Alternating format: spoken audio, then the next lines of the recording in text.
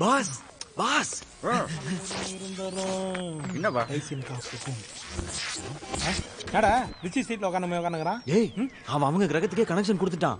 Connection pass காலைல கடுகு தாளிக்கிற கடை இல்லை நீங்களே தோருக்கு பாருங்க. ஏய் அவன் ஆராய்ச்சி பண்ணிட்டு இருக்கான், கொஞ்சம் கூட பொறுப்பு இல்லாம மூடிட்டு பாரு.